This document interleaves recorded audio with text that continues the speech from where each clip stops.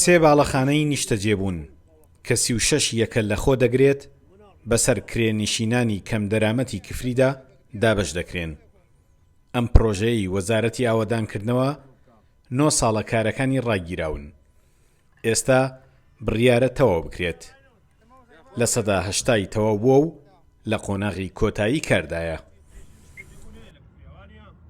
هاوڵاتی یان داواکار چ فەرمانبەر بێ یان هاوڵاتی ئاسایی بێت ئەتوانێت لە ڕێگەی ئەو زانیاریانەی کە لی داوا ئەکرێت کە بەڵگەنامەکانی پێشکەش بکات و بچێتە ناو ئەو بەرنامەیە کە وەکو سیستمێکی ئۆنلاین دانراوە.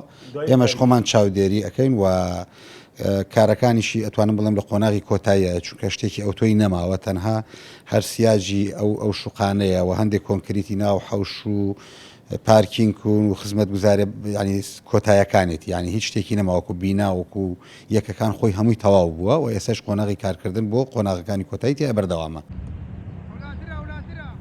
یەکەکانی نیشتەجێبوون پێداویستی کرێنشینانی هەموو خەزاکە پڕ ناکەنەوە. سەدان خێزانی کەم دەرامەت و کرێنشین لە شارەکەدا لە ڕێگای فۆرمی ئۆنلاینەوە داواکاریان بۆ وەرگرتنی ئەم شوقانە پڕ کردوتەوە. چاوەڕێن لە مەینەتی کرێچێتی ڕزگاریان بێت. فەرمی سەدڵم بە فەرمە خۆشە بە فەرمە دڵم خۆشە وام زانی هەمراو خانیەکە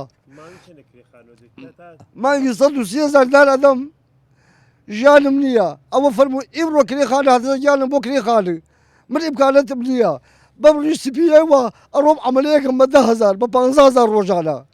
نەک من هەر سەتان گەنجترەیە لەم کفریە لەم شارە کرێچین بێئیشن هەر چەند کەسێکی هەیە هەرسە برادەری خۆمە یعنی گەیشتووەتە قەناعەتێک نییە بەو خۆ ئەوانەی وەکەوا ژنیان ناوردووەڵن یعنی هەر ژن نێرن ئەوانەیش وە ژنیان ناوردووە گەرەکیان هەرڵێت بەو خوا بگەینەوە قەناعەتە زۆر وامان لێبێ لەوەیە جیا ببینەوە.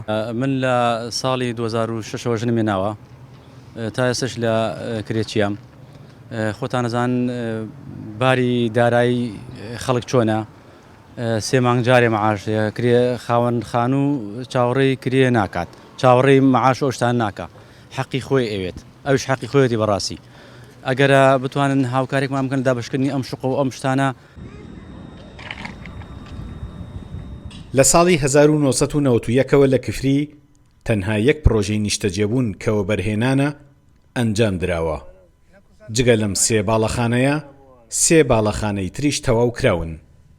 هێشتا کرێنشین زۆرە و کەم دەرامەتیش زۆرتر.